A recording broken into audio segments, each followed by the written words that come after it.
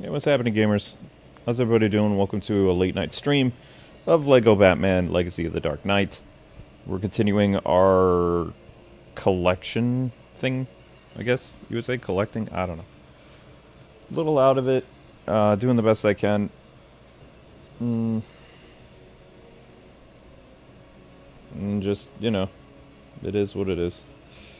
Bond was fun today. A lot of failing in Bond, though, but it was fun.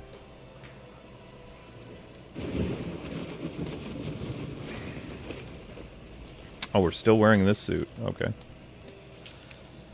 I see. I see.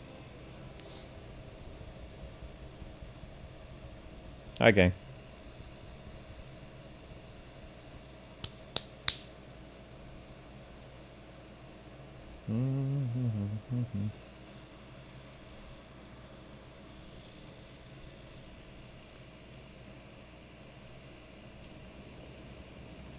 Okay, so we are in Robinson Park.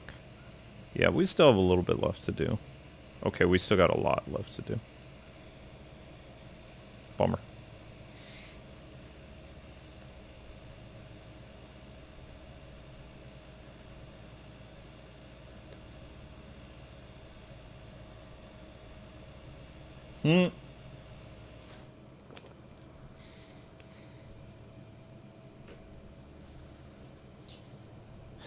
How many people are gonna get HBO Max just to get two suits? If the two suits were interesting, but they're not. If it was like DC Rebirth or Flashpoint or Azrael or something, maybe.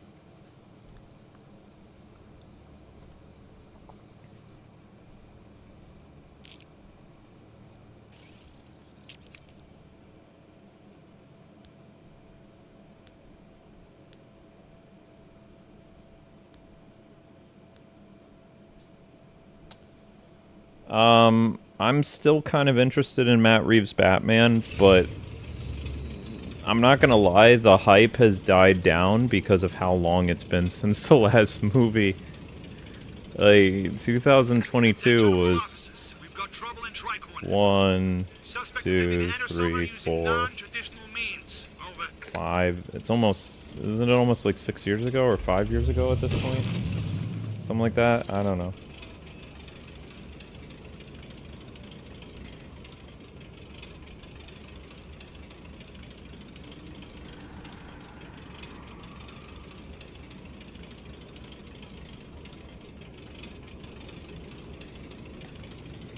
You have to understand that when you make an audience, this is what I don't like about Warner Brothers, is Warner Brothers makes people wait a very long time. 5 to 10 years for something. And I'm sorry, but Warner Brothers, there's other competition now. There's other things that I'm more interested in that I know is coming sooner than, you know. Never mind. I don't know. I had high hope for the Batman Part 2 when there was like a 3 or 4 year difference. Mostly 3-year difference.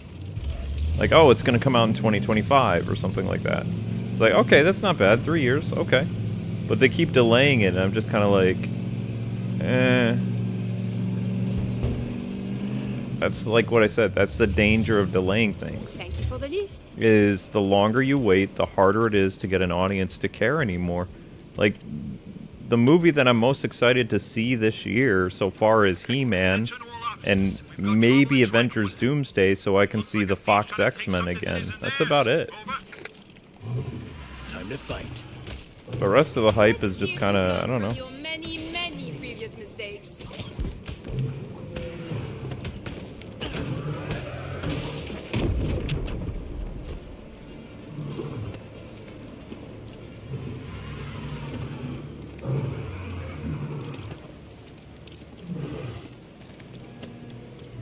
Things just take too long.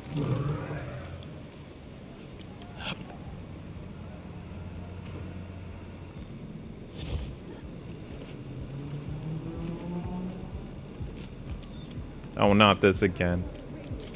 Oh,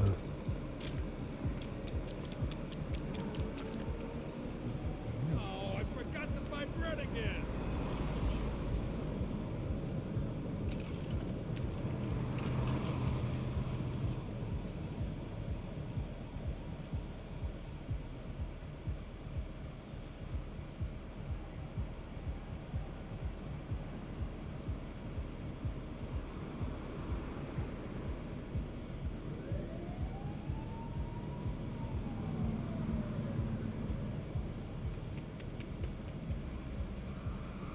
Ooh, that new Gotham burger was delicious.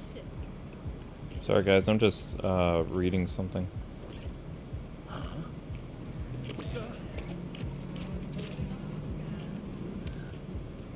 Hey, it's you.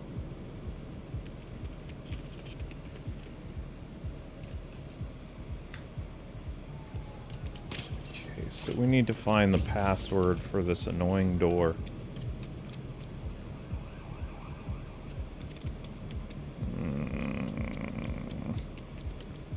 I hate when they do this.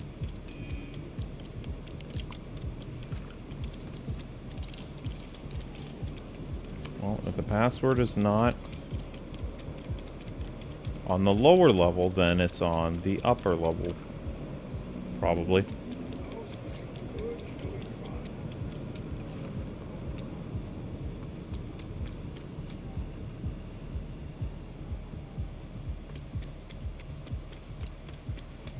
I bet you have a bunch of cool gadgets.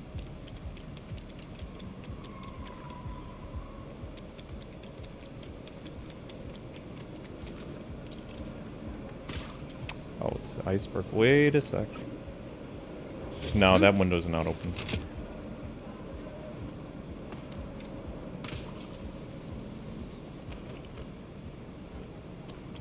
Haven't we been through this before?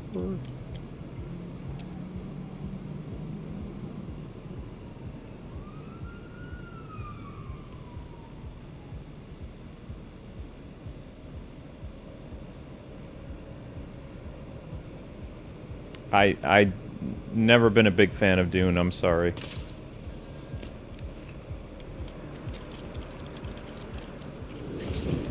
I like superhero movies and shows and films from my childhood.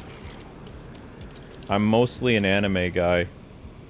So I very, very rarely watch American things. Sometimes I do in order to try to stay like current with pop culture and stuff, but not really. Because it doesn't interest me.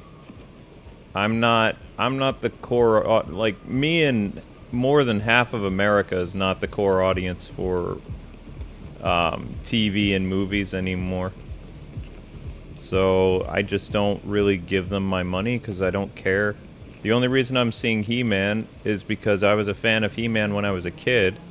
And the last time I saw a He-Man movie in theaters, it was really, really bad. So I'm hoping the new movie is at least, you know, a decent summer blockbuster. Because I'm going to have to drive 30 minutes to go to the movie theater. So it's not like, you know, the town I was living in, I had a movie theater that was like 5 minutes away. I'm going to have to drive 30 minutes to go to the movie theater. So if the movie is really, really bad, like political correct nonsense, I'm going to be pretty angry. Because I want to see a good He-Man movie. Especially, you know, He-Man's creator just passed away recently. I want to see the movie to see, because he said he liked parts of it or something like that. He thought it was decent. So I'd like to see if the He-Man creator was just senile in his old age, or if, like, you know, he was actually speaking truth. Because you have to remember, a lot of Hollywood movies is kind of garbage now. It's, you know, modern audience slop. So I really, really want it to be good. I would really like it to be good. I need it to be good. So I guess we'll find out. But I haven't been very impressed with Marvel movies lately, but I really want to see Spider-Man and Avengers Doomsday, because I like Roger Craig's, or, excuse me, I like, jeez, Robert Downey Jr., and I like Tom Holland as Spider-Man, so I'd like to support both of those movies.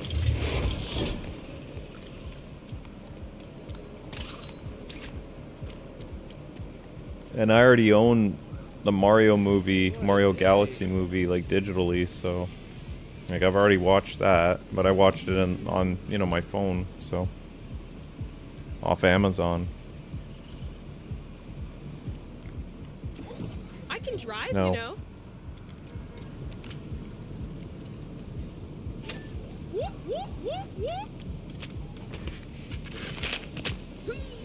There we go.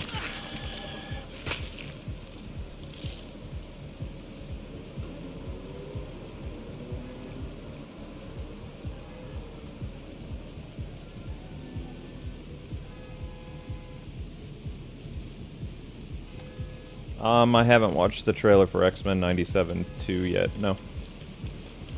Only the one that got leaked 6 months ago or 7 months ago. I've seen that trailer.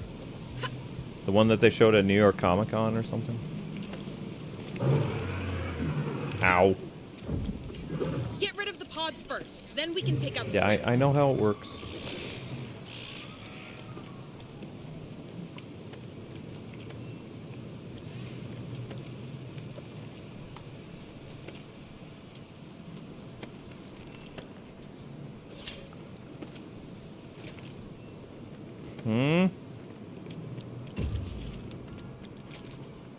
What?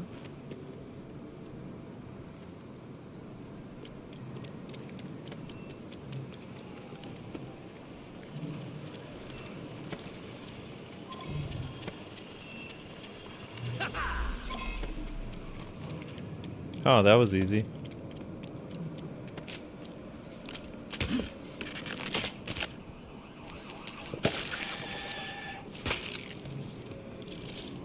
Pods neutralized. On to the next target.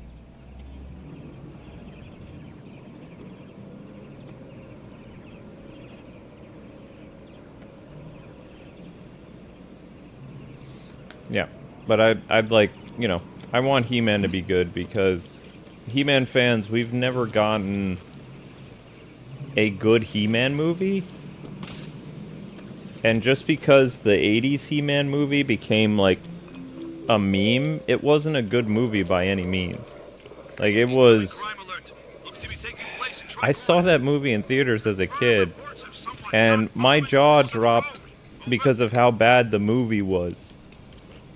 And I was in the theater with my He-Man toy, watching it, and it was really, really dumb. There was no Orko, there was no Battle Cat. So Glad I could help set things right. it didn't take place on Eternia. There was so many things wrong with that movie. So many things. So.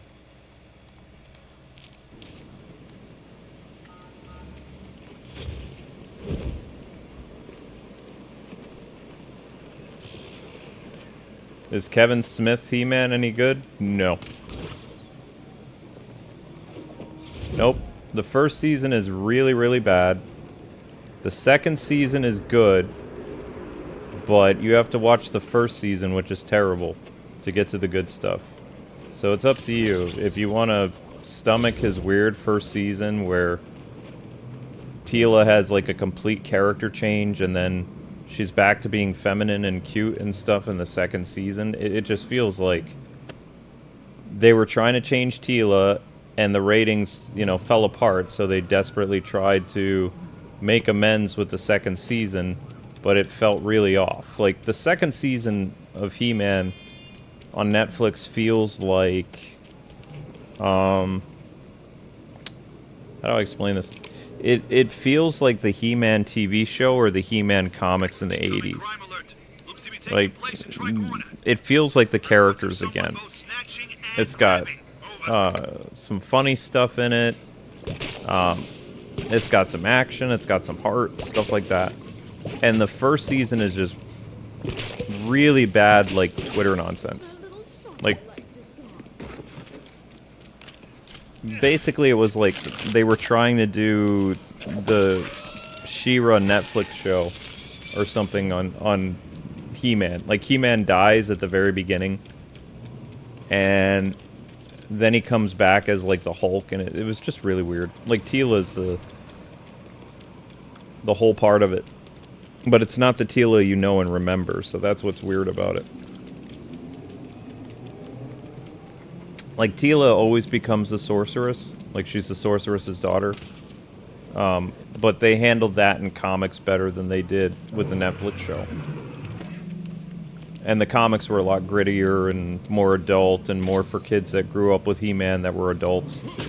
The comics were really good. If somehow Warner Brothers, or whoever owns the rights to He-Man, would make an animated movie or something based on the comics, like, that would be something. But, no. Nope. I have to hold it a bit longer.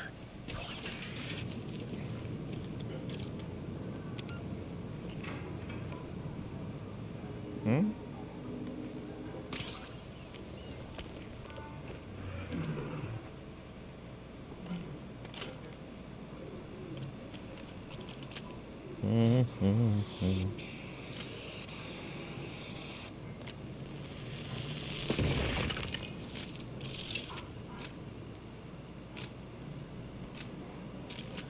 Safe to assume that I'll be streaming this when the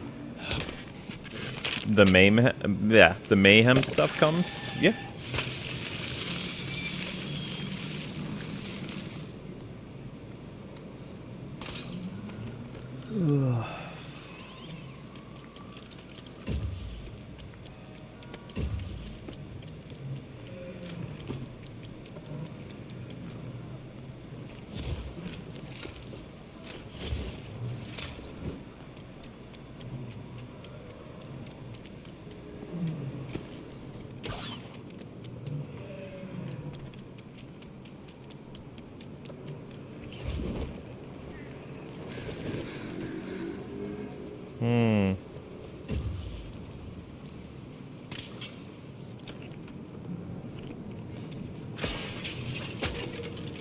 A key?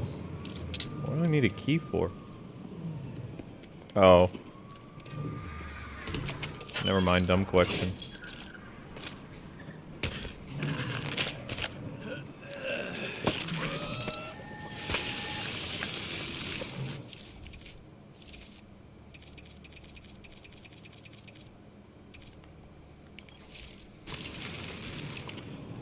Now let's trim that plant down to size.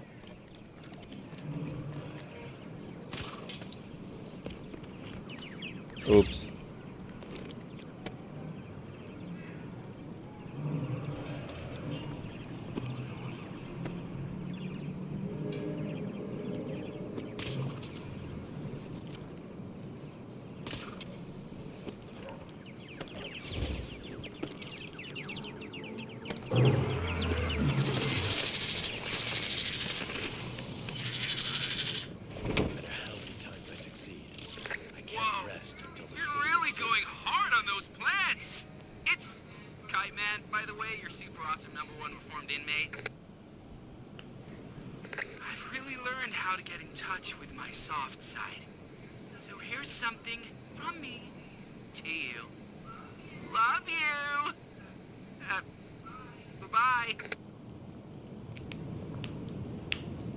No, I don't think He-Man's gonna die in the movie. There's even romance. I've heard there's romantic moments between He-Man and Teela in the movie. If He-Man died, they would have leaked that he died already. Like, you kidding me? Like, the angry conservative, like, podcasters, they would be all over it.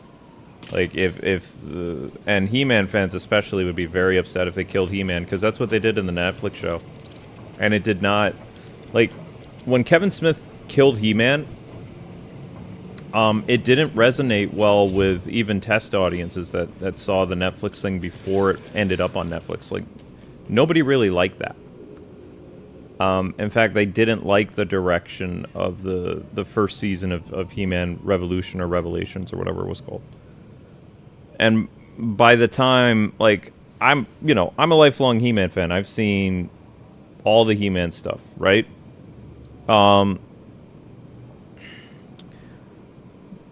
I couldn't convince other He-Man and Master of the Universe fans to give the second season a shot because I really liked it. It was really good. Like, if Kevin Smith would have actually did that with the first season, it would have been a banger. Like, the whole series would have been great. The animation was amazing. It was done by the Castlevania people. Voice acting was really good. The story had its moments in the first season, but the second season hits really hard. Like, they did a good job with it.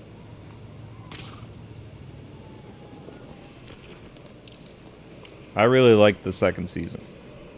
But the problem is, this is a problem with that stuff, okay? When you make stuff for the modern audience and you don't make it for fans, the fans abandon you. And the modern audience makes up 1% of the audience. The core audience, the general audience, is much bigger. So what happened to Kevin Smith and Netflix is, like, the show, no matter how much better it was and they course corrected, it was too late because the fans abandoned them. Like, it didn't make the top 10 of Netflix or even the top 20 of Netflix, and it was a better show. I'm being serious. Like, the He-Man Season 2 was a much, much better show. But the fans said, fool me once, and they just basically, the Masters of the Universe fans that grew up with He-Man, they just didn't watch it. So it did terribly, and that's why we never got a continuation, because the second season kind of ends on a cliffhanger. But you're never going to get a season 3 of it because, there's no fan support for it. It's true. It's done.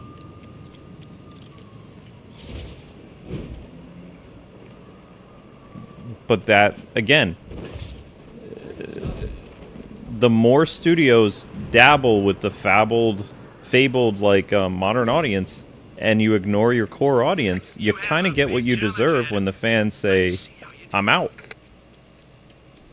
Because if you actually, it's actually not hard to make fan-generated content. Like, if you make something and you grew up with it, and you want to see it done well, and you're not trying to push some agenda or whatever, you just want to make a cool show, whether it's Batman, He-Man, whatever, you can do it. But if you're pushing agenda, you're going to fail every single time because you're catering to one audience type instead of all audiences. General audience means general audience. If you're specifically trying to make stuff, like, I'll use this as an example. Christian entertainment, they only make movies for Christians. So it only appeals to Christians. When you make movies for woke people, it only appeals to the wokies. Everyone else hates it. So the problem that Christian filmmakers have is they can't make something that appeals to everyone because their target audience is Christian, which is fine, but that's why their movies never do well, is because only their core demographic watches them. And it's such a, And also Christians know that a lot of Christian movies and TV shows, they're very low budget, and they're just not really fun to watch. It's very preachy and all this other stuff. And, audiences that are non-religious who've seen a Christian movie, they know the same thing. So that's the problem with woke movies, is everybody knows what they're going to do, and it's like, are you going to watch it or not? And it gains a reputation. And over time, what basically destroyed that type of entertainment is people just got sick and tired of it. They got fatigued of it. And now people kind of want to go back to, shows that actually interest them, and movies that interest them, and characters that interest them. So filmmakers are at a very precarious point right now. It's like, are they going to dabble with what was going on during the pandemic? Or are they going to make, you know, something that is going to make fans happy? If you were in a business where the whole goal is to make fans happy, you have to make fans happy. They're your, you know, they're your support. And if you're not making movies for them, who are you making movies for? Right? Because getting backpats on Twitter and, you know, retweets and blue sky praise and whatever doesn't equal box office. It doesn't. Doesn't equal sales because those people don't buy anything. Activists don't buy anything. Ever. They don't buy games, they don't buy movies, they don't buy comics. They don't even buy merchandise with, like, t-shirts of their favorite characters because they don't care about that stuff. They only care about activism. It's true. But fans are, like, some of the most loyal thing ever. They buy whatever, you know, fan-oriented thing it is. Look at Power Rangers. Power Rangers isn't even on the air right now, and they're having a lot of sales of a brand new Red Ranger figure that was just announced. It comes out in 2027. The thing is already sold out. Why? Because fans really want it. They want the Red Ranger and, like, Mad Max attire or whatever, like Gruntle Jason. They want to cough up $178 to pre-order that. You know? Why? Because it's something that resonates with them. It's a fan thing. So these studios that focus on making, or not studios, these companies that focus on making fan products, they don't go out of business because they're, you know, playing on people's nostalgia and they're giving people what they want. Like, that action figure is really cool, but it's too rich for my blood. And, you know, my Red Ranger helmet and all my Red Ranger figures and autographed stuff was stolen. I would love to be able to get that 178 figure, but I can't. It's really cool, but, you know, it appeals to what I like about Power Rangers and stuff like that. It'd be a cool collectible, but I can't afford it. And also, I don't know if I want to collect stuff again because it'll probably just get stolen. I don't want to go through that again. It sucks. Sucks when people steal your stuff. It's not fun. I can't get that. Wait, can you get that? Can you take that out? No. But this is why Japan is so much more successful with their media than we are. Because you have people who grow up with a certain anime or character, and then they create an anime, you know, based on their creations. Or if they're lucky enough, they get to do a remake of something they loved as a child. So what do they do with that? Do they try to push the envelope and tick off like a majority of their audience, or they try to do justice to the product they grew up with? If you say they try to do justice to the product they grew up with, then you're very intelligent.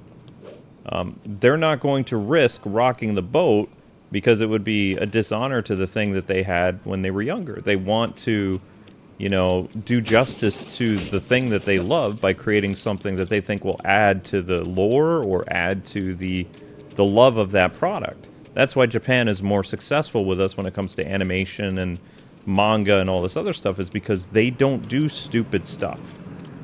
Americans do stupid stuff all the time.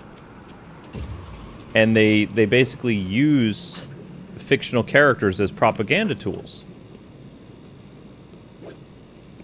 More or less.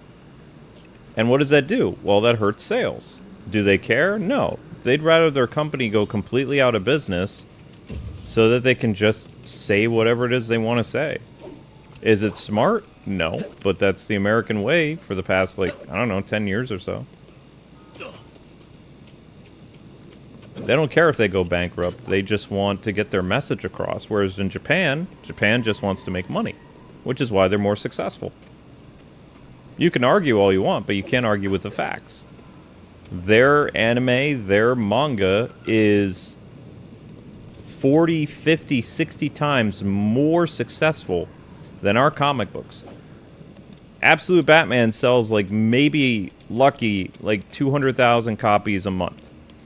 Do you know how much the average manga sells that's not, like, a major hitter? And when I mean major hitter, I mean, like, Naruto or One Piece or whatever. Like, what was that thing called? Demon Slayer? Demon Slayer is like one of the top mangas in the world, selling like 2 to 3 million copies a month. Comic books can't compete with that. It's impossible. They can't do it. So Japan runs circles around us when it comes to animation, entertainment, and comic books and all this other stuff. They can't do it. They'll never be able to do it. Because they don't have the correct priorities that Japan does.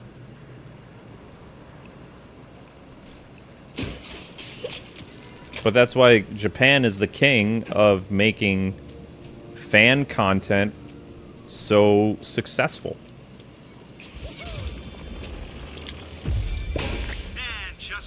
But here's the funny thing, okay? When I was a kid, animation was changing so much. And you want to know what it did back in the day? You can even see the change. Watch the Super Friends in the 1970s and then watch Super Friends in the 1980s. What happened?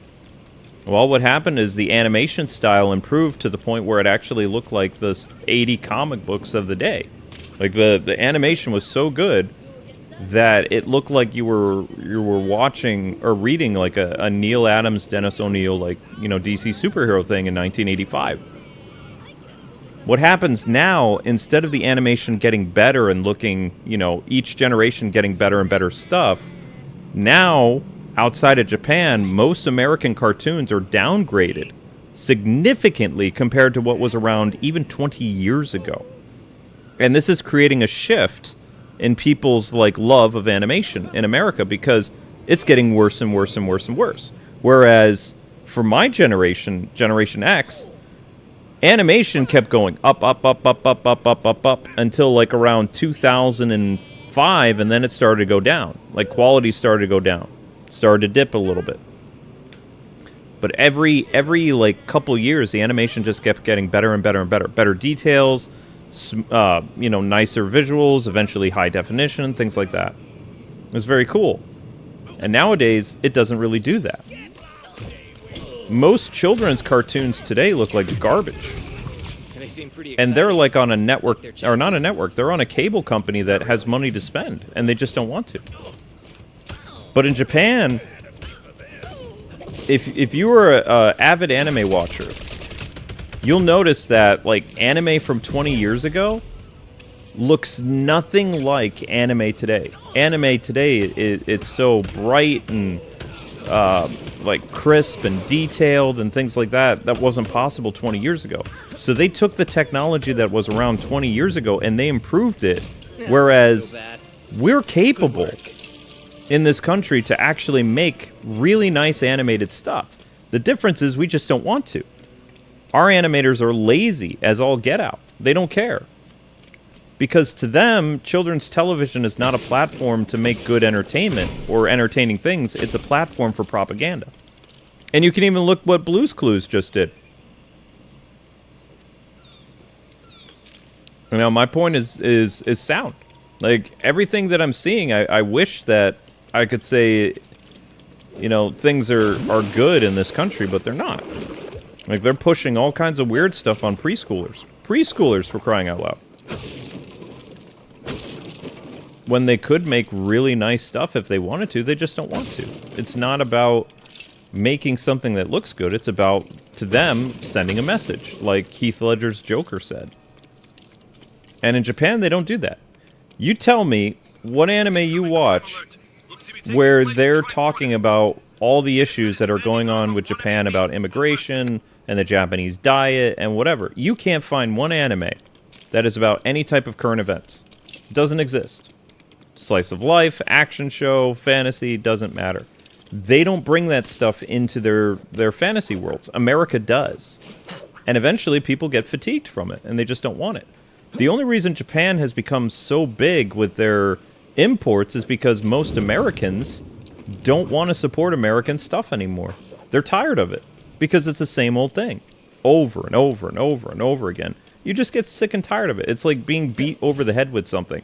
If you were being hit over the head by a neighbor, like an old man or whatever, and he's berating you all the time and telling you blah, blah, blah, blah, blah, you're not going to want to hang out with that person, right? You're not going to want to be around that person at all. That's what American media is it's constantly just like hitting you over the head with stuff and telling you how to think and all this other stuff. Whereas, like, anime doesn't do that. Anime gives you two perspectives, and, you know, you come to your own decision about what you want to do. That's how they do things. America, it's just like, whether it's right-wing TV or left-wing TV, they both have agendas. It's true. It's just how it is. But when I was a kid, there were no agendas. They just made cool stuff. Didn't matter your politics or your religion, you just made cool stuff. And it always got better. Like, the 80s and 90s was probably the best generation for television. This is dispatch. And you guys just don't have that, and it sucks, but that's what it is. If Friends was around today, all they would do would just talk about what's on the news all the time. And Friends was basically like Seinfeld. It was a show about nothing. I really can't tell you what Friends was really about other than just a group of friends hanging out. Going to work, dating, eating food, setting their apartments on fire, whatever. You know? I've actually watched a couple new shows on Netflix. Every single thing is about current event stuff. Careful. Like, in the jokes and in their discussions, it doesn't make the show fun. It's like, oh, it's just a reminder of what's going on. Well, I'm not watching this again. I've tuned off so many shows on Netflix and Amazon after, like, one episode because it's exactly as I describe it. I'm not even making it up. I wish I was. That's how bad we are as a country. It's just we're so inundated with it that it's become hobby, it's become culture, and it should just be like maybe like a small portion of your life, like an appetizer. It shouldn't be the main course. You're allowed to have fun, you're allowed to have escapism, all this other stuff. But they don't let you. So that's why, I mean, honestly, anime was not as big as it is today. It was a specialty thing when I was a kid. Anime was so expensive, too. If you bought a VHS tape in 1994 for an anime, you paid $80. If you bought an X-Men DVD or X-Men VHS at Toys R Us or Walmart or whatever, you spent like $24. If you bought an anime VHS, like Dragon Ball or whatever, it was $80. Why? Because it was such an obscure thing. Then Toonami happened and all this other stuff. Today, like, anime Blu-rays are still kind of expensive, but most people watch them on streaming stuff. And they dwarf any other ratings in America. Like, if anime was, like, actually on TV, the way that it is right now, it would easily outrating just about most American products. Just because it's so much fun to watch. And then you tell somebody about it, and they're like, oh, I'm interested in that show, and they go watch it. Then they binge the whole thing, and they're like, whoa. And there's like, yeah, there's a second season. And people are like, whoa. Why? Because it's escapism. It's just what it is. And Japan knows that. It's like Japan sells you, they're like a dealer giving you exactly what you want. And you just keep coming back to them whenever they release something new. And look at me. I've been watching anime now for 35 years. And I still enjoy it. And there's always something new. Like, there's seasonal anime, there's some of my favorite shows are still around. It's crazy. But American stuff just pisses me off all the time. Like, every single time. Unless it's reruns of Friends or Frasier or Smallville. What else? What else did I use? Oh, Everybody Loves Raymond. I used to watch that show. That was funny. Because that was a New York comedy. Here comes our next contestant. Pretty relatable New York comedy, too. Whoops, don't beat her up. But that show had to be like 15, 20 years ago, I think. I knew you could do it. Wait, how long ago was Everybody Loves Raymond?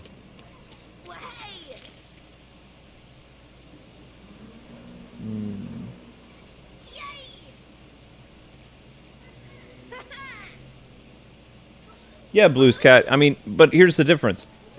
Woohoo. Gundam is a show about politics, but it's politics of that universe. There is no... You can go back even to the 1970s, and the things that people that were talking about in Japan in the 70s was things like survivors of Nagasaki and Hiroshima and American like occupation and stuff like that. None of that ever made it into their animes. They did what do they call it? Subtle, like Might need a moment. subtle approach to things of telling their story, and there was a lot of anime in the 70s and 80s that dealt with, you know, some type of nuclear weapons, because I mean they were still reeling from that.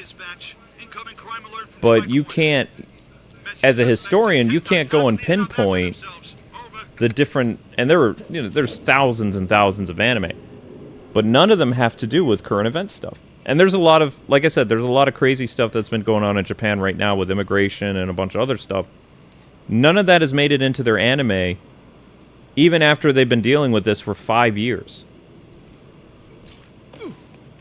Because they're not going to do it. Why? Because they know if they do that kind of stuff, it's going to alienate their audience. Their audience just wants to be entertained.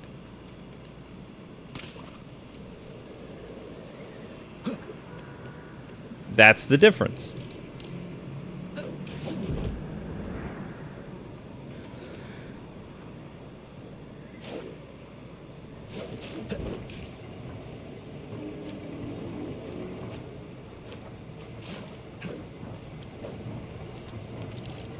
Well, I mean, I cut the cord on cable many years ago. Lots of people did the whole cutting the cord, and I did streaming sites. Or, you know, Blockbuster was still around when I cut the cord. Even now, like, I'm back in New York. I haven't bought cable. I just have the internet. And, you know, I can watch Crunchyroll, I can watch Amazon. My wife mostly uses Amazon to watch Friends and Frasier, like, all the time. And now she's watching The Nanny, which I can't stand Fran's voice. Does anybody remember The Nanny? Her laugh was obnoxious. The show was interesting. It was this lady from Queens who was like a beautician or whatever. She ends up becoming like head maid or nanny of the dude's children, and eventually they get married. And it went on for like, I don't know, 7 or 8 seasons, but the premise of the show never changed. But my wife recently discovered it on Amazon because it's free, and she's been watching it all the time. She never saw the show when it aired in the 90s. This is dispatch. Incoming crime alert from Tri-Corner. 2 citizens are engaged in a struggle over some valuables. Yeah, Fran Dresser, yeah. But I'll tell you a show that Amber just discovered that she's obsessed with. She's watching Inuyasha. Because it's free on Amazon. I'm like promoting Amazon like crazy. There's a lot of free anime on Amazon, by the way. So anyway, she really has been getting into Inuyasha for the past, like, it's been 2 months now. And she's getting almost done with the first season, I think. Or she might be on the second season, I don't remember. But she's, like, obsessed with it. She loves it. Whenever she has, like, a minute free, I hear her watching Inuyasha.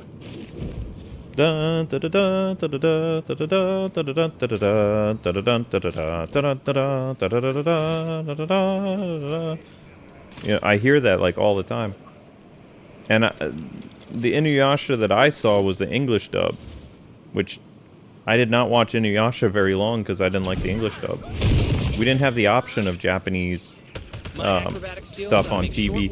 It was always, if anime came to America, it would get dubbed in the 90s and the late 90s, early 2000s. So she's actually watching the original Inuyasha, and she's loving it. Better stay focused. And then I recommended another show to her. I said, when you finish Inuyasha, you should watch Yu Yu Hakusho. And she's like, what's it about? It's like, it doesn't really have a lot of romance like Inuyasha, but it's cool animation and the story is very unique. But I don't know if she's going to watch it or not. I don't think so. She probably won't like it because there's so much fighting. But, I mean, there's a lot of fighting in Inuyasha, too. But, I mean, you know, there's the whole Kagome? Yeah. Kagome and Inuyasha love thing, and Kikyo and stuff like that. Inuyasha, or not Inuyasha, Yu Yu Hakusho kinda has romance in it, but not really. Not to the extent of Inuyasha. I think, If I could get her to graduate from Inuyasha, I think she would really like Roni Kenshin. I think that would be a good one for her too. That's a long anime from the past.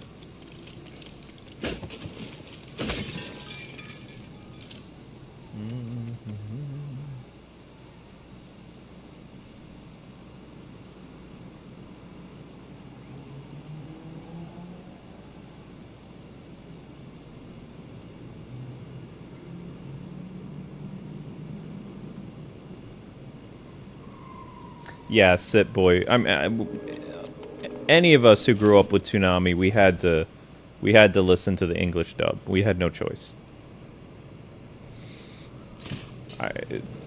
From what I've heard of the Japanese cast, they're amazing because my wife watches them all the time. But I still, whenever Amber watches a certain episode, I can remember the English cast and hear them screaming in my head and the overacting and stuff like that. And it's like, no.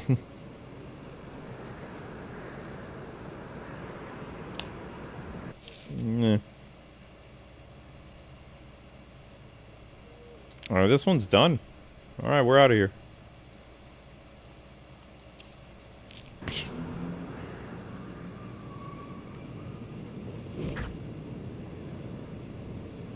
Ooh, we can summon Nightwing's car now.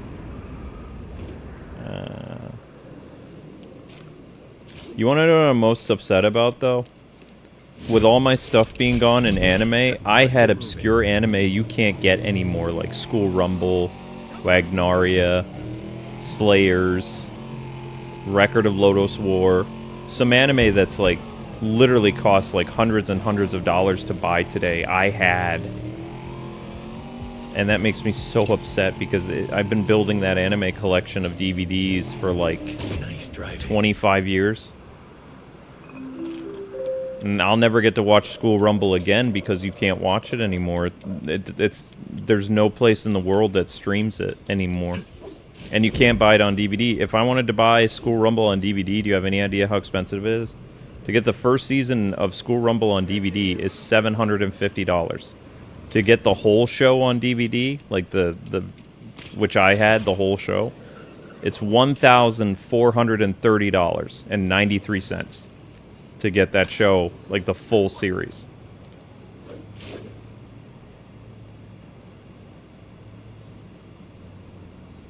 So I would, I had tons of like the most popular like save anime, like green DVD volumes and things like that.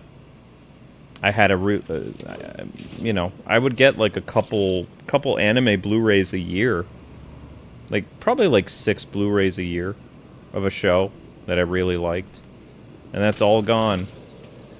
And I'll never get it back. It makes me so upset.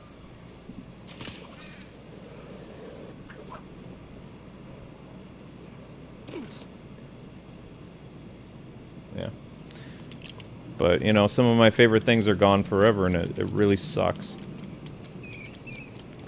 Because, I could still watch anime, but Crunchyroll doesn't have School Rumble. Crunchyroll doesn't have Cautious, Hero, and all this other stuff. That's why you buy the Blu-rays and stuff, because eventually, they stop their streaming rights after 10 years or something like that. Their streaming rights are gone.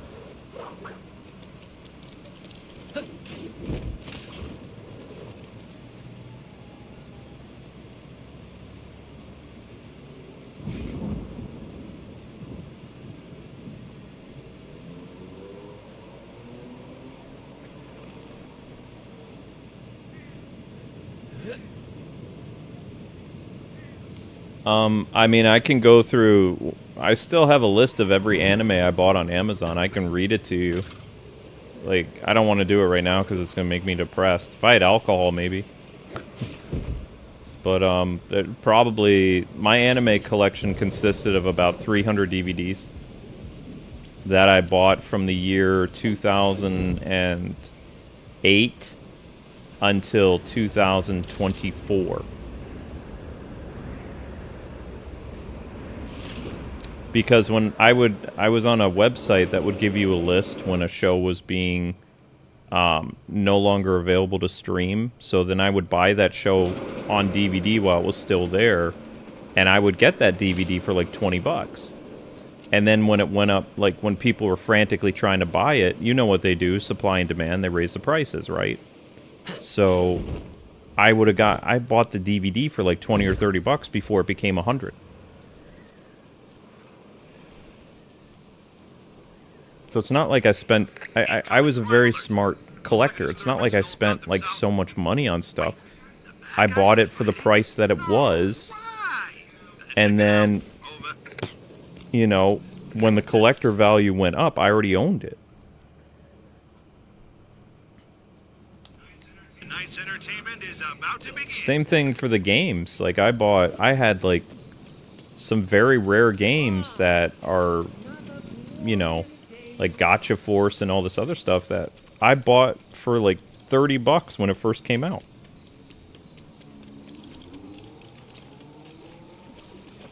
You know? Kim Possible, all that stuff. Like, I bought them whatever the value was of the game when it first came out.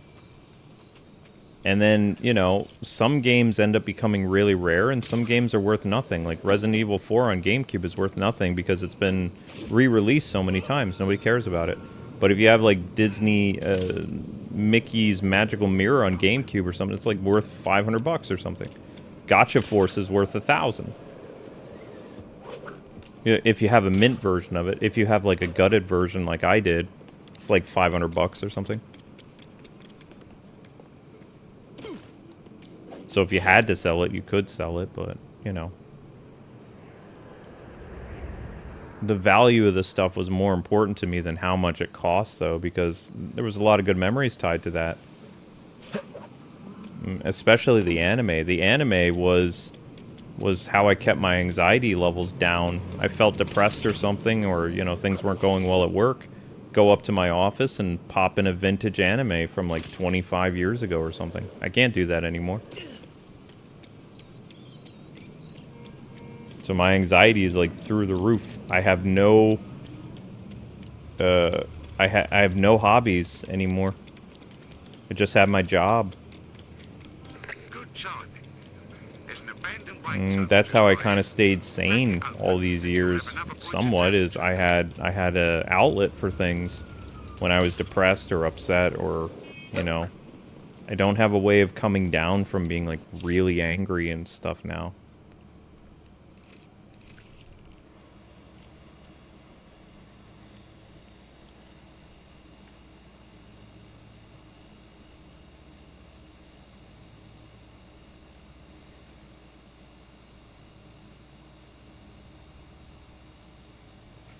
Oh, the Kim Possible show? Yeah, I had all those on DVD too.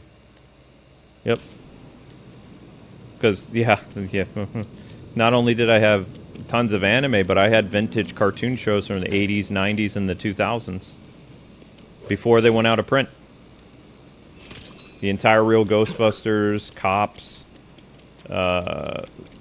Galaxy Rangers and the Star Sheriff, Saber Rider, Chuck Norris Karate Commandos. The Superman Ruby Spears cartoon, Superpowers Team Galactic Guardians, Thundercats, He-Man, including the rare 30th anniversary collection that had like all of the He-Man, like the 80s show plus the 1989 New Adventure show. The entire 2002 He-Man show.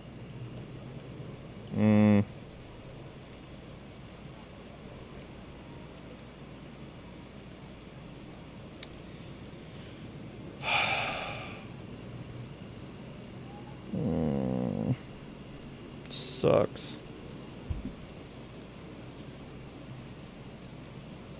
Yep, anime was my coping mechanism. Vintage anime, yep. I don't have that anymore, so my blood pressure and my heart rate have been, like, really bad for the past 3-4 weeks.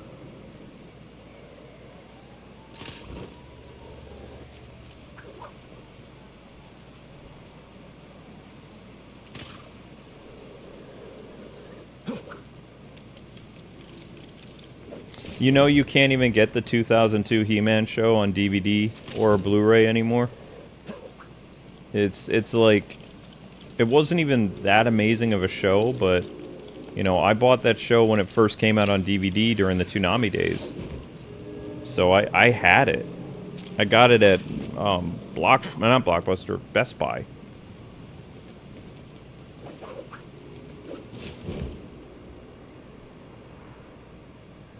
The only show that I can watch is Batman the Animated Series on Amazon Video until they decide to randomly make it so you can't watch stuff.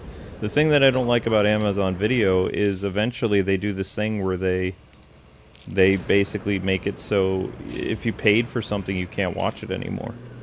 It's no longer being streamed, so too bad, Charlie. Doesn't matter if you own it, you don't own it. That's the downside to digital.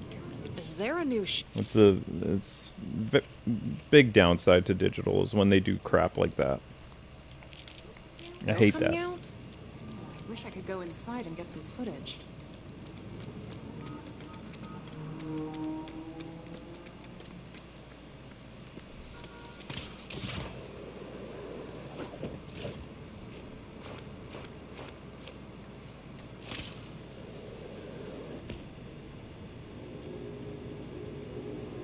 That's why owning physical media is better. I had tons of physical media. It's all gone.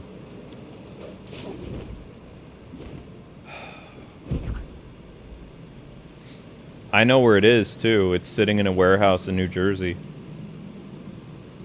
That's where all my stuff is.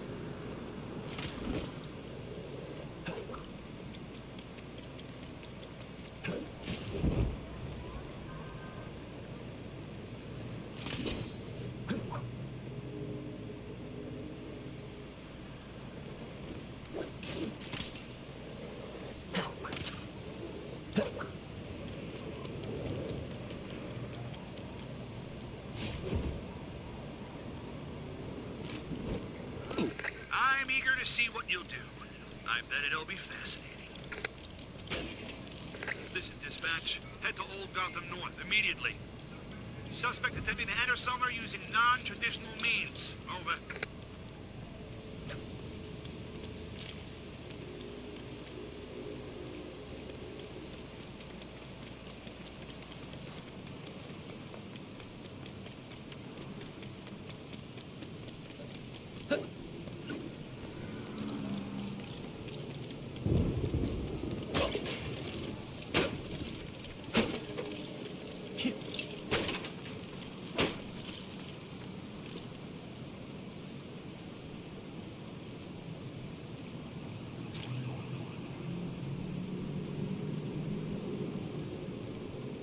The police didn't track down their warehouse. I did.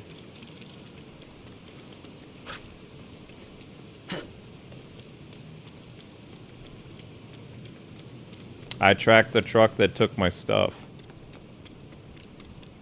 I don't know if my stuff is still there, but that's where I tracked the truck.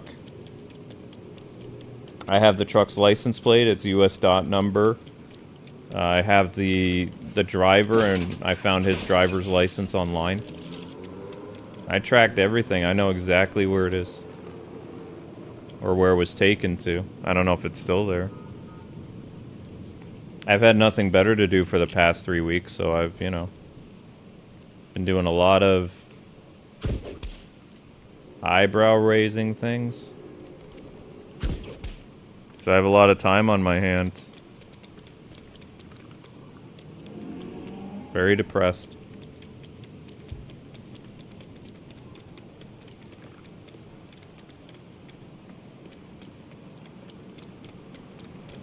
Well, the police say it's a civil matter. They keep telling me just to sue them, but these people go to court all the time. I don't have the type of money to take them to court. I just want my stuff back. It's been almost 4 weeks now. It'll be 4 weeks soon.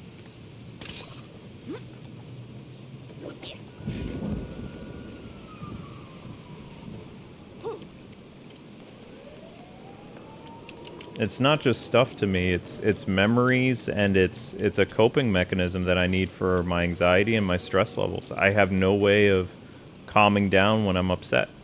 I can't go in my office and pop in a vintage show or a vintage anime from when I was a kid. I can't get that stuff anymore. It's all gone.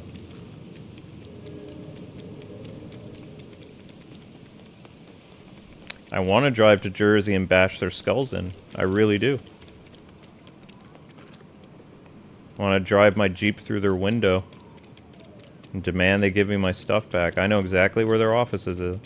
I know how many people work there. I know everything. I'm probably going to snap soon.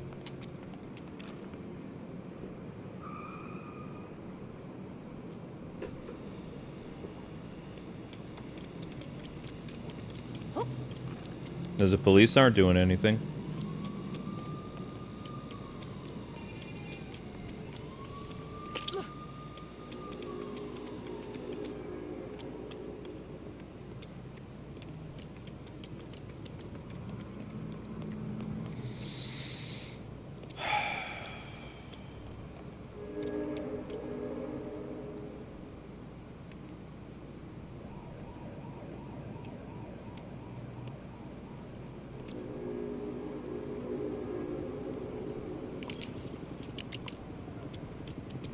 No, no, no, no, no.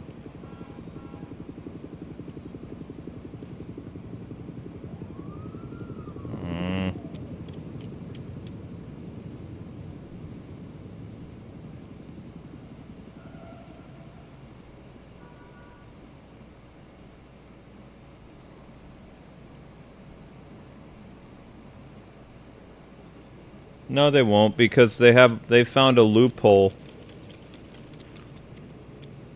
That's why they're very smart.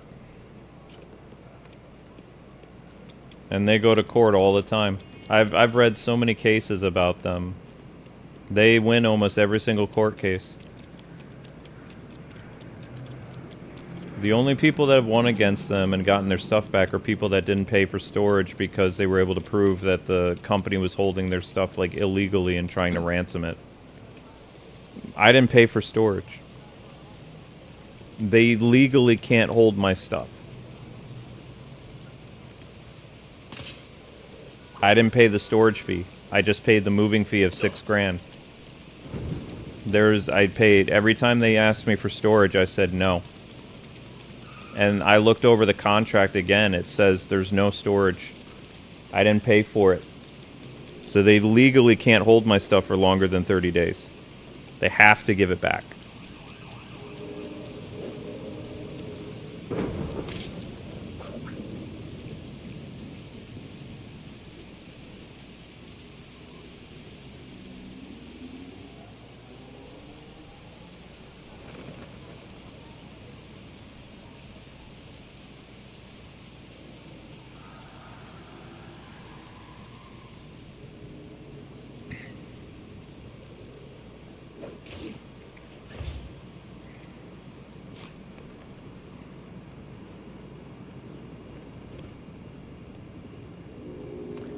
My dad has an attorney. He's trying to do stuff, but my dad's in his, like, 60s. My dad's almost 70 now. I don't want my dad to have a heart attack. I'm only 40-something. My dad has an attorney. He's trying to look into it. He feels terrible. Everybody feels bad for us, but nobody's doing anything.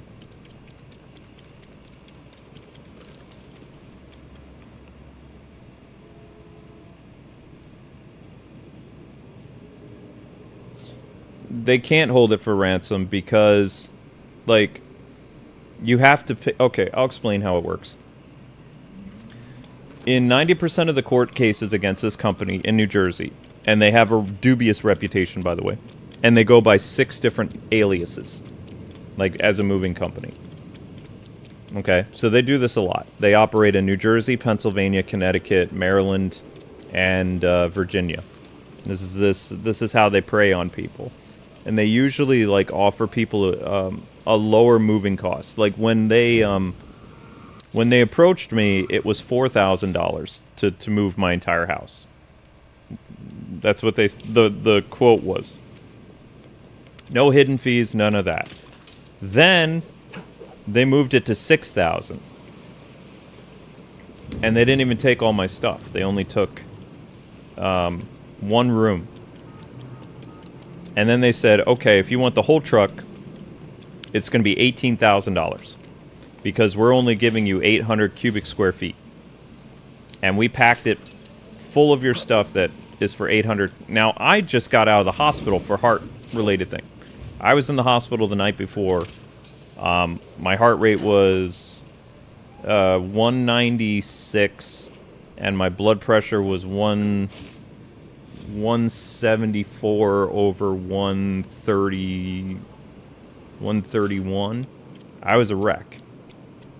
So I was rushed to the hospital for a regular heartbeat on May 7th. Whatever. The movers came the next day.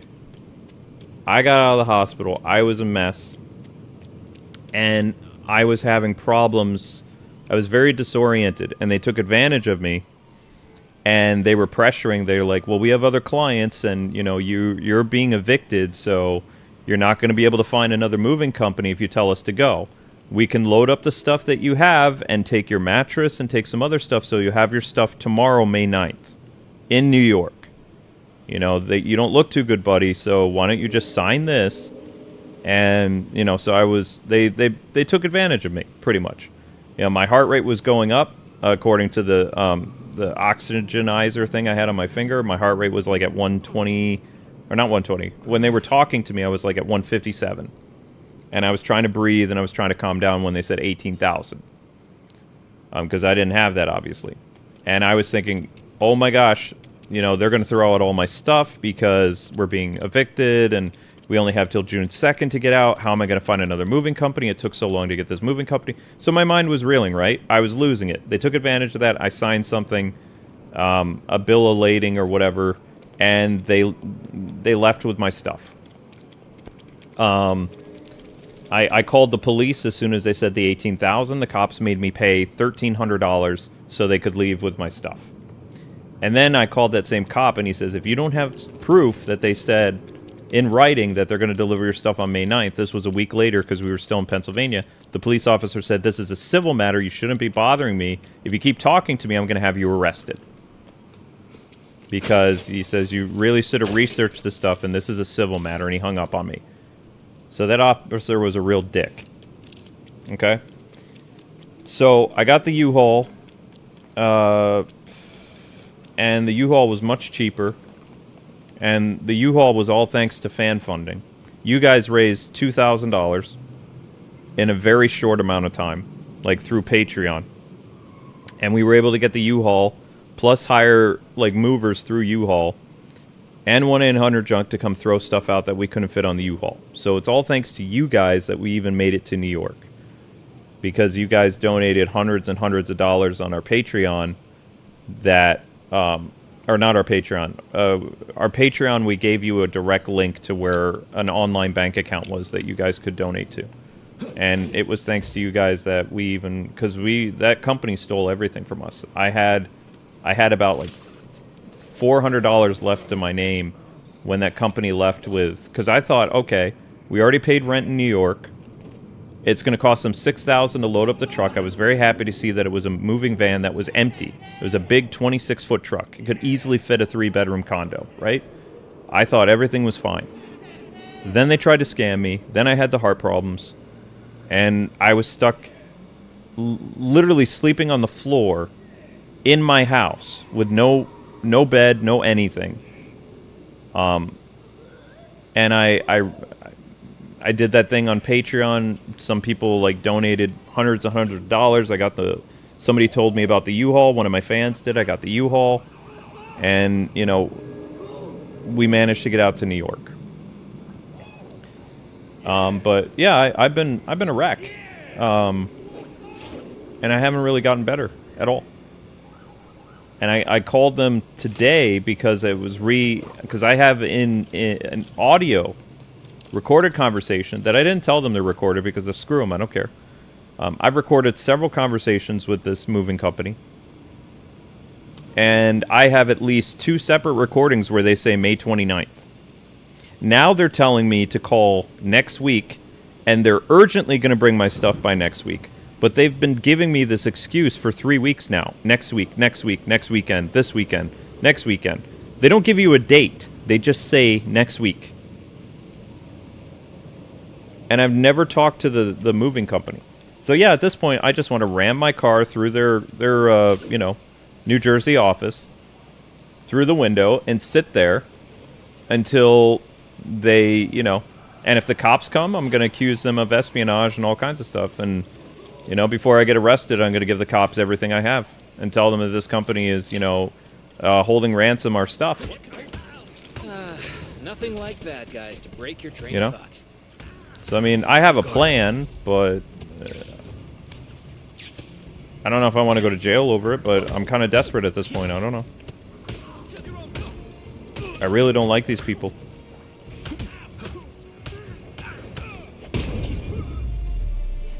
Yes, and the crowd goes wild. Let's hope that's the last of them. Who suggested U-Haul? A bunch of you guys did.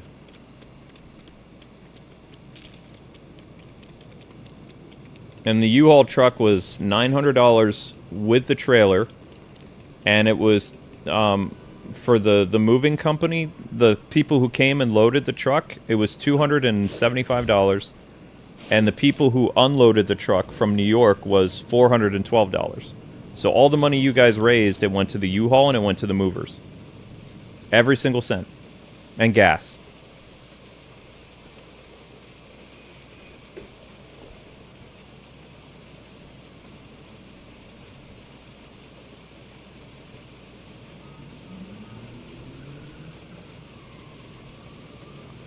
They might be located near you, Miss Deanna. Attention all officers. Situation in Old Gotham North. Bad guys have managed to capture a helpless citizen. Over.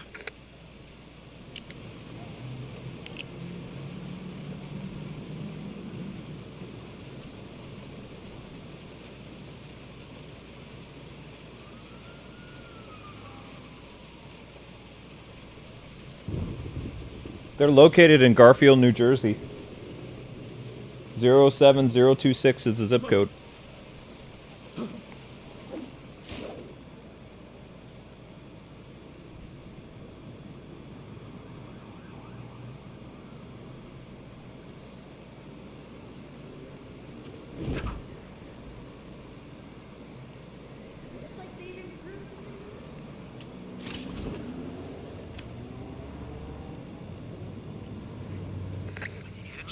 Drop by. New stuff just in.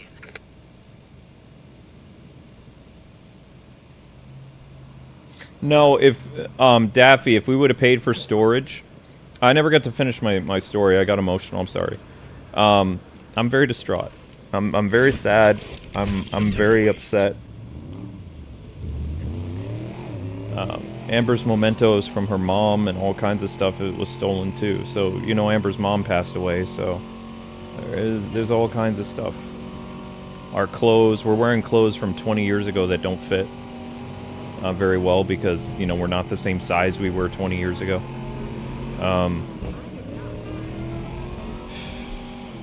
We're sleeping on a couch.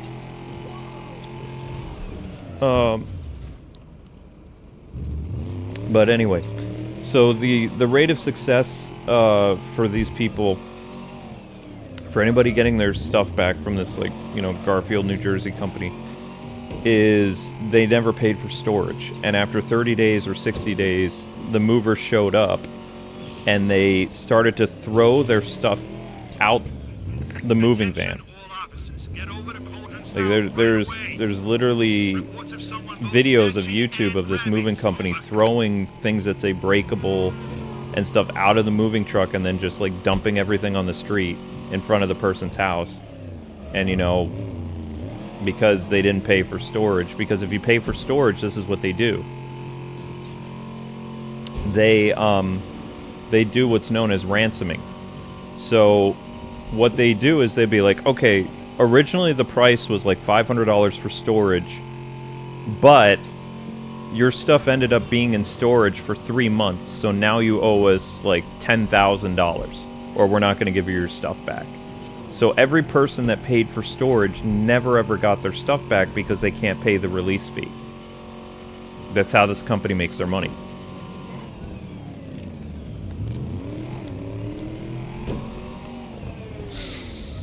So I didn't pay for storage. Even though they offered it, I did not pay for it. I paid a total of $6,000 and that's it. And that was for 1,000 was for 3,000 was for the truck and the movers, and then 1,000 was for pickup, and then another 1,000 is for delivery plus tax. It comes to 6,000. So in total, I'll end up paying 6,000. I have their 1,300 in an envelope in cash that I still haven't given them because they haven't shown up.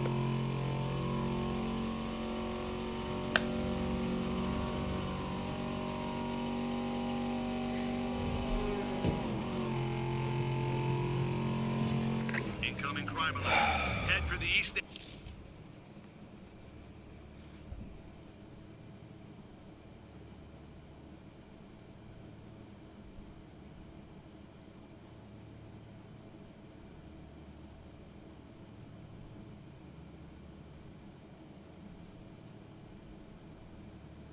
Ugh. Wait, the bad guys are fighting? No, why? Let's check it out. Over.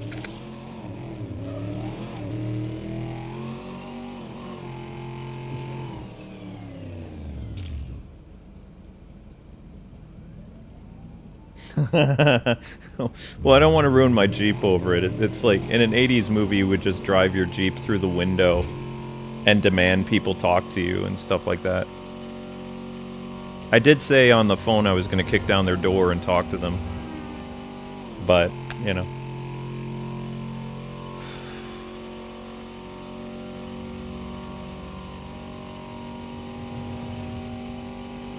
Be very interesting to see a man with a cane break down a door. But, I don't know. I'm reaching my breaking point, I think.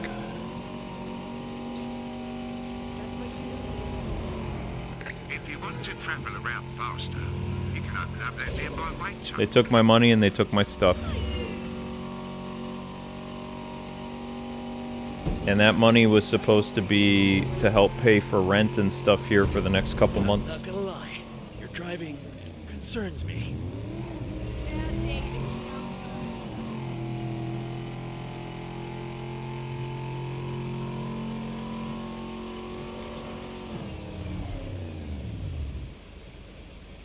If they start throwing stuff, I'll call the cops, yeah. Because they have 58 boxes to unload. Mm-hmm. Calling all units. Backup requested in Cauldron North. We've got some villainous vandalism happening in the area. Over.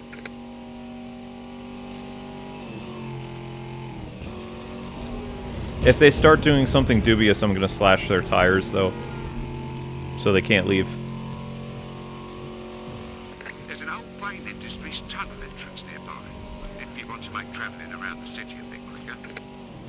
Or they won't be able to travel very far.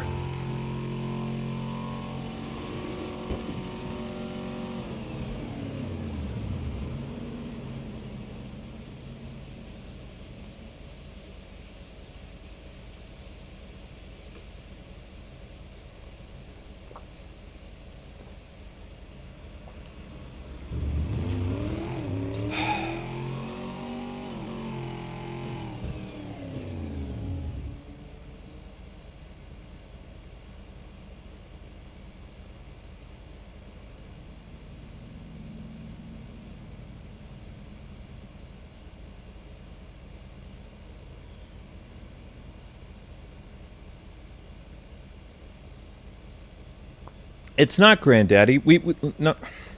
Look, dude. We've lost 200 subscribers. You know? We're losing subscribers every day. Our income on the channel is good. You know, we're making more money than we did last month. That's great. That'll go toward rent and stuff, but we're not doing better. We're doing worse. Our streams are doing worse. I don't see how this is all part of God's plan for it to be better than Pennsylvania. It's worse. We've had several blackouts. We're both like miserable and tired, and we don't have central air anymore. And the air conditioners don't really work. The ones that are in the window, they're too small. My dad even said, he was like, well, you get small air conditioners, they're cheaper, but he doesn't understand that if you have small air conditioners in a big space, it doesn't actually cool the space. The unit is too small. I assume you're familiar with the concept. Small air conditioners. I used to sell air conditioners for a living when I worked at Sears, like 27 years ago. And I told people all the time, if you buy a small air conditioner to try to cool a big place, you're going to have an insane electricity bill because the air conditioner is going to have to keep running until it cools stuff off. Just because you buy a cheap air conditioner for $169 or whatever, or back then like $99, it's not going to fill your cooling or energy needs. You're going to spend more money on electricity because it's not an energy-saving air conditioner. If you spend a little bit more money on like a Kenmore Energy Star like air conditioner that's designed for your window, and it works with your, you know, with saving electricity as well as like shutting off after it's done its job, that's a better, you know, better savings in the long run, instead of just, oh, I'm just going to buy the cheap air conditioner. Because the cheap air conditioner is going to end up costing you more in the long run. And I know what I'm talking about because I used to sell air conditioners and fridges for a living. So the fact that I have 2 small air conditioners in my house, they don't really cool anything off unless you're sitting right in front of them.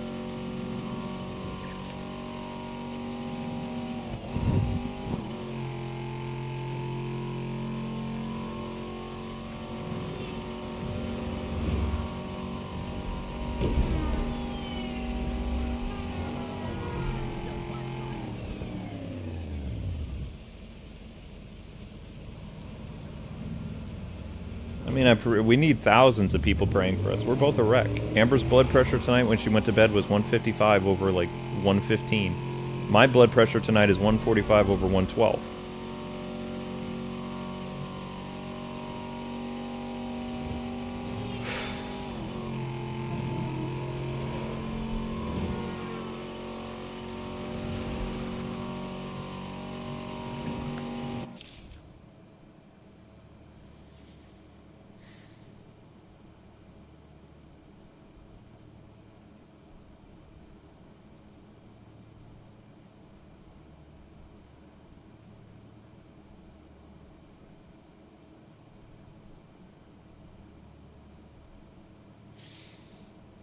I mean, you could buy a fan and try to circulate the air. That's what we used to do in the 90s. You'd have an air conditioner and then you'd have a fan in another room circulating the air. But it doesn't always work that way. I'm gonna get I already told you guys, I'm getting a curtain for the doorway in here to try to keep the cool air in this room because my equipment is running so hot. Both my laptops, compared to Pennsylvania, are very, very hot to the touch. Very hot. And that's not good because they can overheat. My consoles are probably overheating.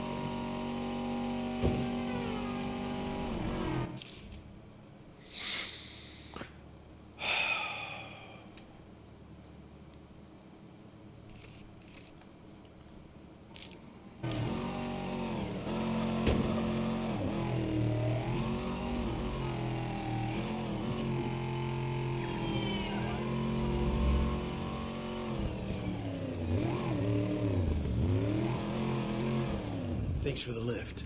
Will we crown a winner tonight? Or will they fail?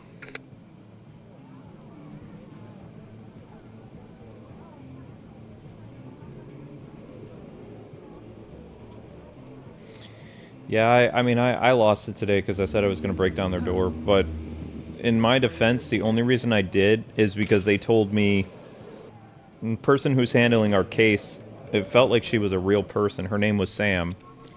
And when I called the dude, he was like a Pakistani or Muslim guy. I don't know.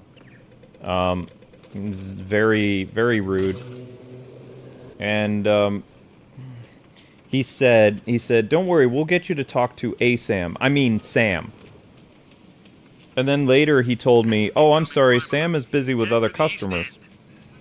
And then I called, Amber called on a different line an hour later and got a woman. And a woman said, "I'm sorry, Sam's not working today."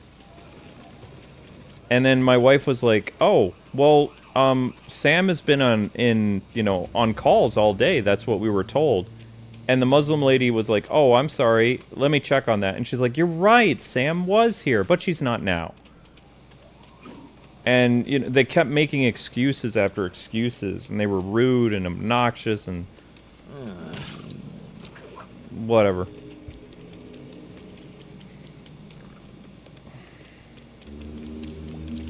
It's just they just kept making up stuff.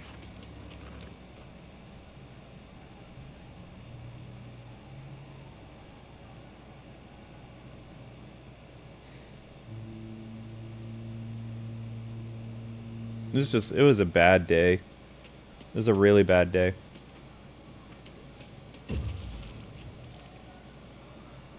Like, I'm trying to stay out of the hospital, but I'm just not doing well.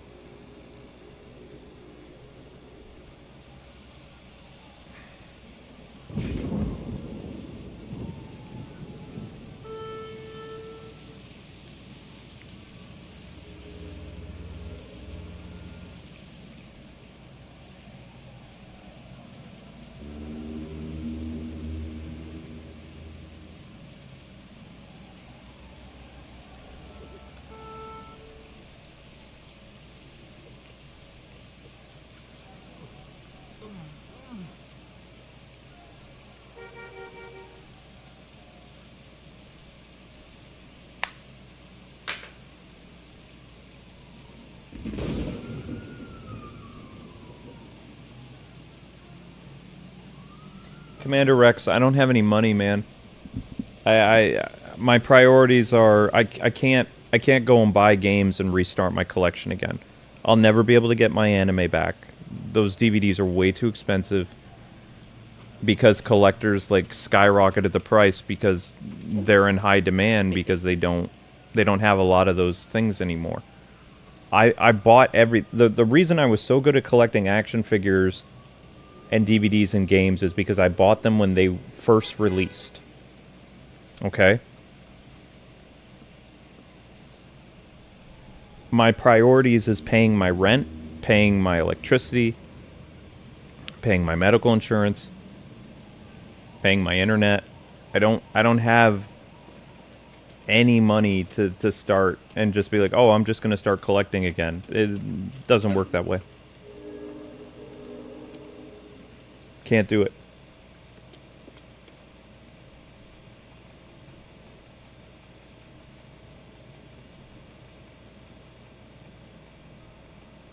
I mean, any donation you guys give, it goes towards paying rent in New York. Like, our rent is $1,600, so whatever we make from the channel goes to rent and, medical and whatever. Spend maybe $200 or $300 on new releases a month, maybe. Depends. Some games we still get from developers, but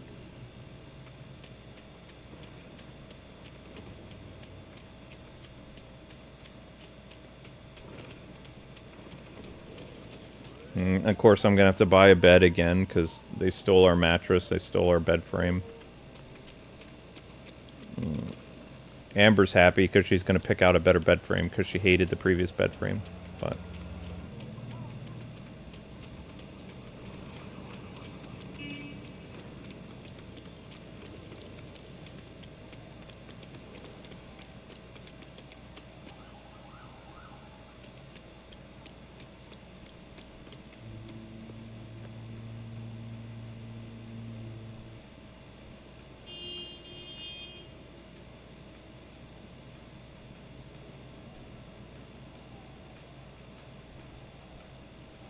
No, it's fine, Commander Rex.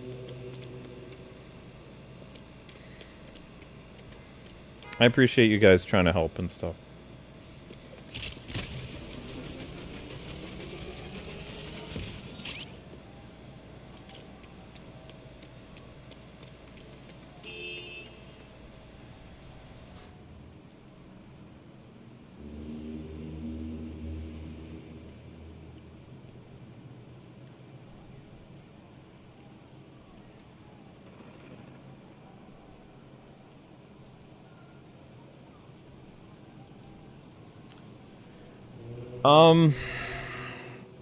I mean, I have a theory. I can share it with you if you want.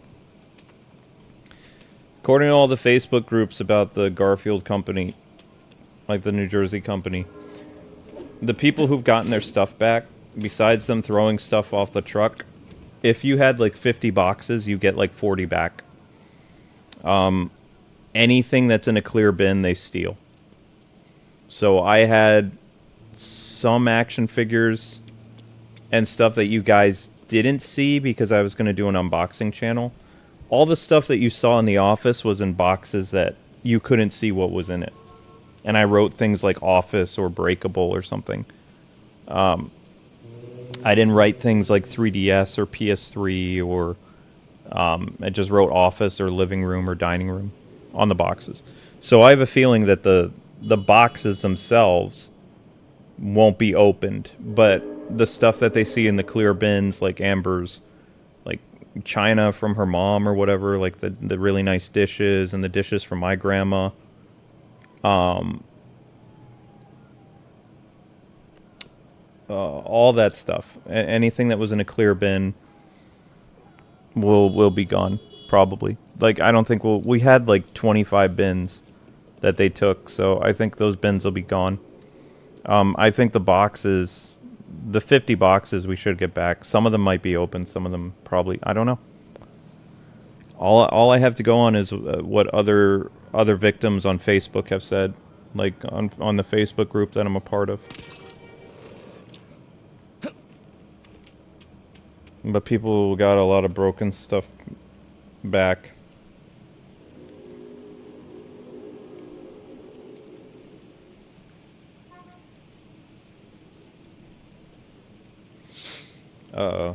I'm getting a little flushed, guys. I have to check my BP, I think.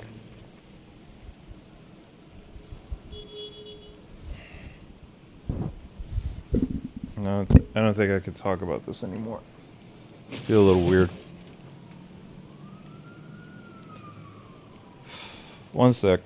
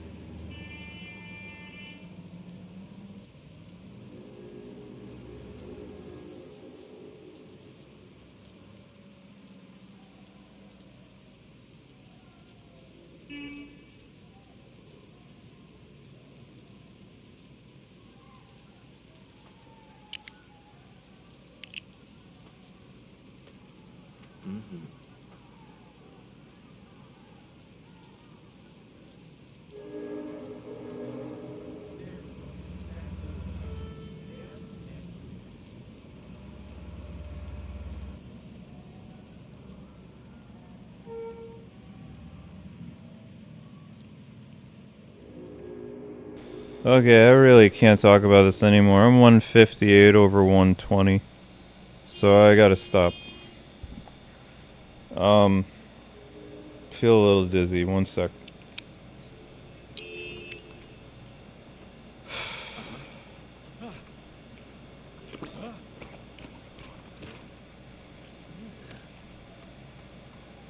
don't even think I could stand up right now. Oh boy. Yeah, I wish I could sue these people because they're ruining my health.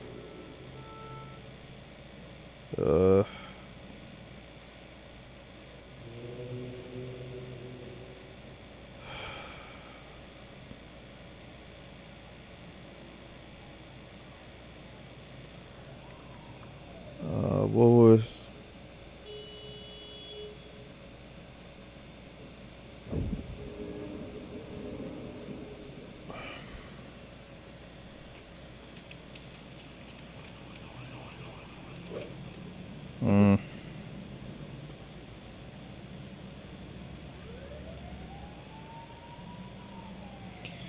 I'm gonna do it.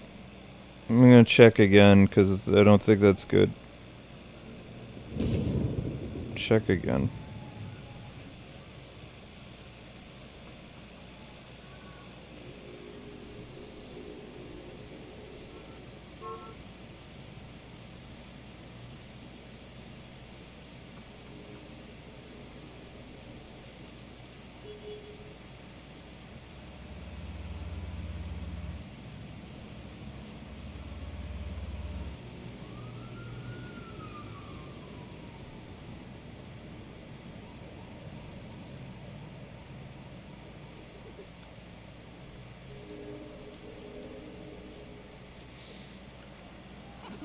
Oh.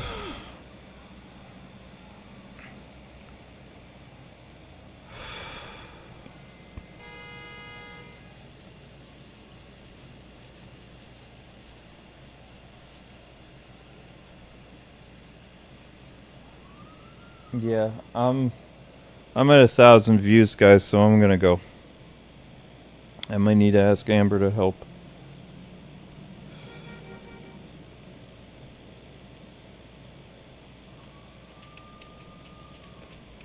But I don't even know what I was doing on this episode anymore. I can't even remember. I got to talking about stressful things and just completely spiraled.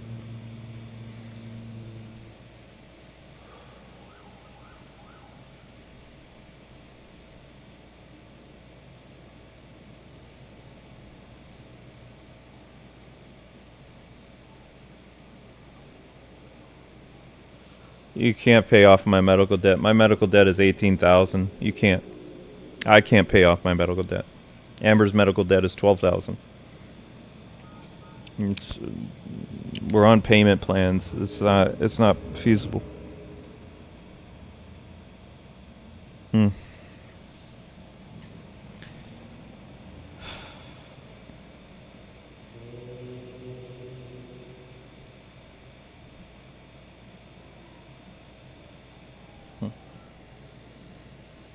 Alright guys, yeah, you take care. I'm out.